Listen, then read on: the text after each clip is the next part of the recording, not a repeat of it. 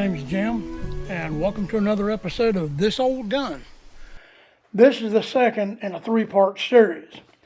Previously, I had covered the contents of the possibles bag for my flintlock rifle. In this second video, I discussed the homemade powder horn and the contents of my hand-stitched haversack. This is my homemade powder horn. Got a finger weaved sash that it hangs from. I did some kind of amateurish scrimshaw, put a little bear on it, and I picked up these little spouts here. You can fill it through the bottom by screwing this off, and then this spout just drops it out the top. Carrying about maybe half to 3/4 pound. This is my haversack. Do not have to have this in the field, but since I'm going long distance sometimes, I'm out in the woods for up to a week hunting, I tend to carry a haversack in my backpack, which I did not bring today to show you. We'll cover that in another video.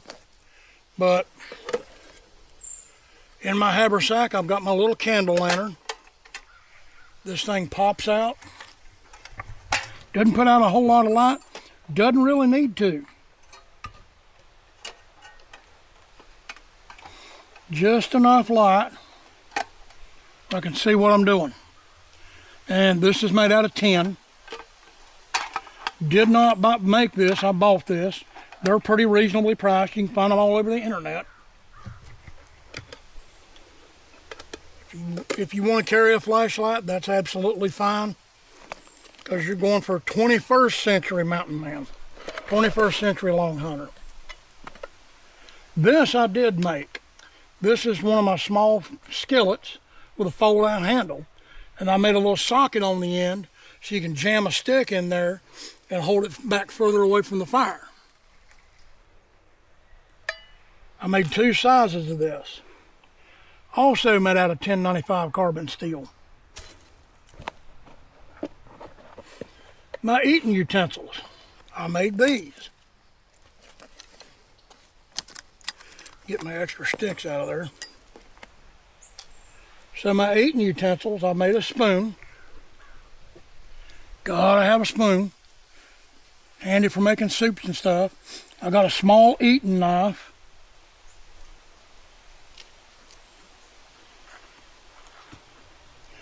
I got a little meat hook fork.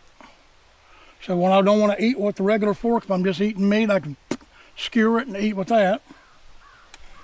And last but not least, I actually made an actual fork. 2-tine.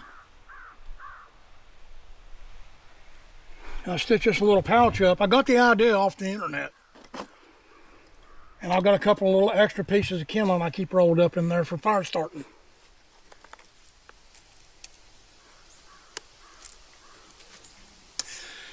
Now you're probably wondering, well, where's his plate? Well, a plate, sometimes when I ain't just eating out of the frying pan only, which I do sometimes, my canteen is a reproduction Civil War stainless steel canteen, but I've got my plate tied to the back of it. So I can just untie this, unwind it, pull this off. This is actually a canteen half that I use for an eating plate. This is a 1-quart canteen. If I want to keep the contents a little cool, I can wet the blanket on the outside, and through evaporation, it helps keep it cool. But that's where I carry my plate.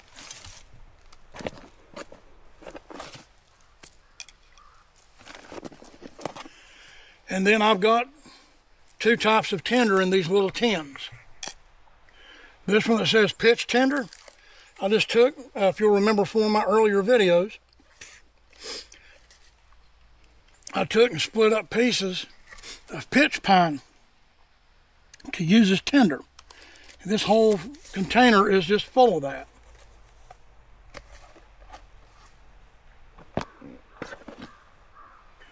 And this is the cotton tinder.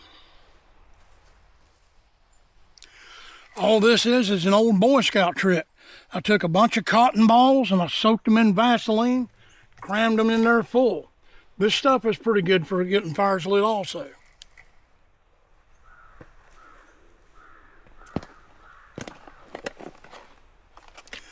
This little bag here is another form of tinder. This is called amadou. This comes from an old conch, or conch, however you want to pronounce it. It's a horseshoe conch. I don't have any in the woods right around here because mostly this grows on hardwood, and we're in a pine tree stand right now. But you'll see it. I'll put you a link on there.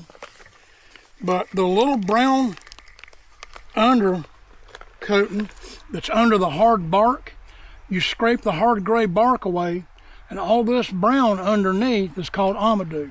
It's real fuzzy, it's real fine. This makes great coal extenders. If you get a spark on this, a piece this size will probably burn for the whole day.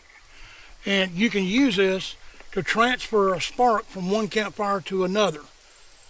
So I've got a whole bag of this stuff.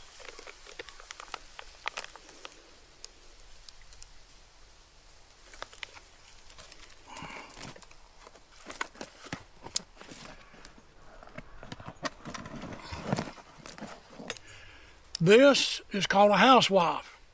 And what it is, if you guys are Civil War reenactors, you've seen these before. This is one that I've put together myself. What this is a sewing kit to use out in the field. You've got different kinds of thread. You've got extra buttons in here, sewing needles. All I did was just take a piece of canvas, stitch a decorative cloth back into it. So I've got extra buttons in here. I've got thread, so if I pop a button or anything in the field, I can stitch it back on. If I get a hole in my shirt, hole in my breeches or whatever, this little sewing kit right here stitches it back up.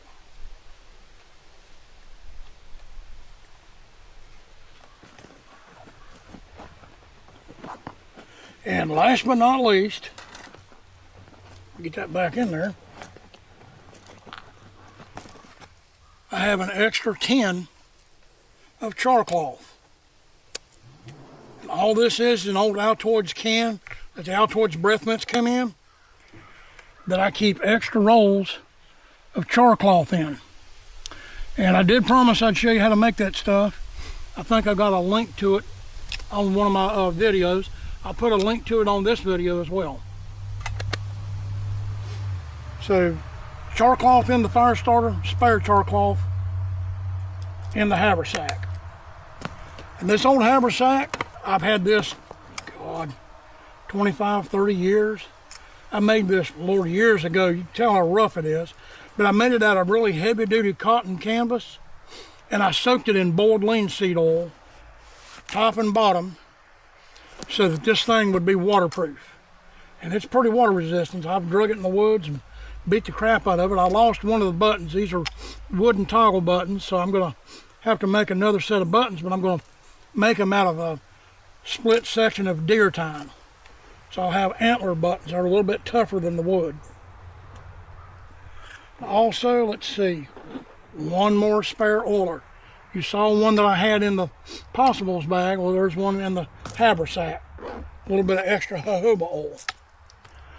And basically that covers everything that I'm carrying when I'm spending a week out in the woods, with the exception of what goes in my pack basket.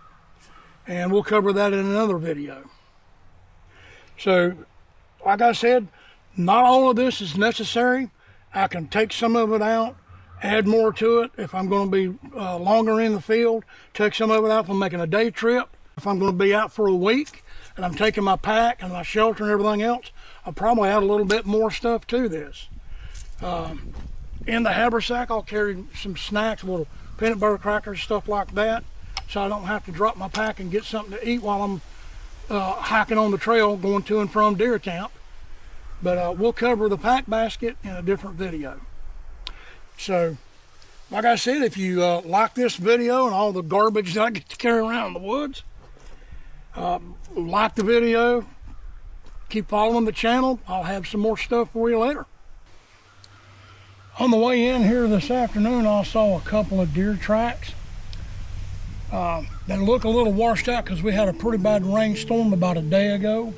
But I'm gonna go see if I can track where he went, or he or she went.